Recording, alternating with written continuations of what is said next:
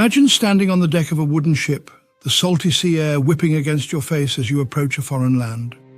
The year is 1519, and the horizon is lined with the dense jungles of what will soon be known as Mexico. Hernán Cortés, the man at the helm of this expedition, is not merely a conquistador.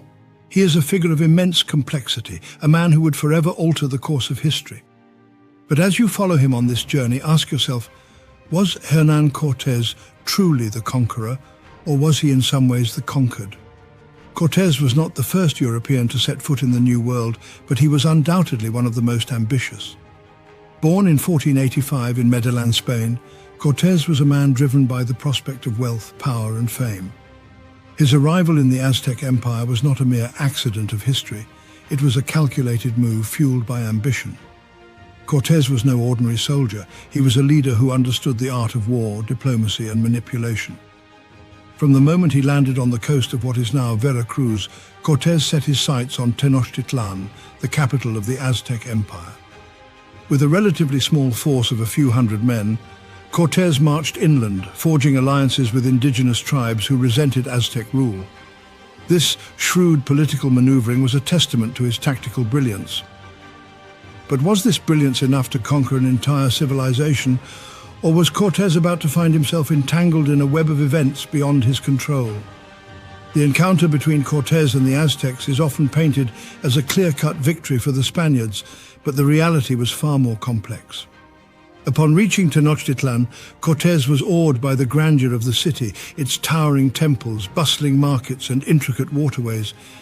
Yet, despite this awe, Cortés initiated a series of events that would lead to the downfall of the Aztec Empire. Through a combination of military prowess, deception, and the exploitation of internal divisions within the Aztec society, Cortés managed to capture the Emperor Montezuma. However, his victory was not without its challenges. The Spanish forces were vastly outnumbered, and the Aztec warriors were fierce defenders of their land.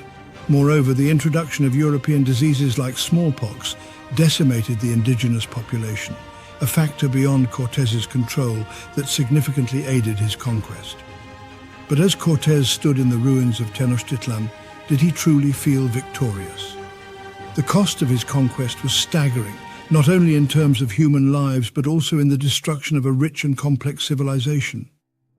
The wealth that Cortés had sought was overshadowed by the cultural and moral implications of his actions. In conquering the Aztecs, had Cortés also become a prisoner of his own ambitions? The story of Hernán Cortés is often told as a tale of triumph, but it is also a cautionary narrative about the dangers of unchecked ambition. While Cortés did indeed conquer the Aztec Empire, the victory came at a great cost. His legacy is a double-edged sword. On one hand, he is remembered as the man who opened the door to the vast wealth of the Americas for Spain. On the other, he is reviled for his role in the destruction of an entire culture. In the end, it is worth pondering whether Hernán Cortés was truly the conqueror, or if he was in some ways conquered by the very forces he sought to control. His story is a reminder that history is not always written by the victors alone, but by the complex interplay of ambition, power, and the unforeseen consequences of human actions. So as you stand on the deck of that ship, looking out at the land that will soon become New Spain, consider this.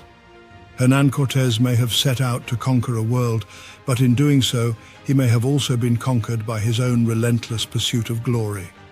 Thank you kindly for listening.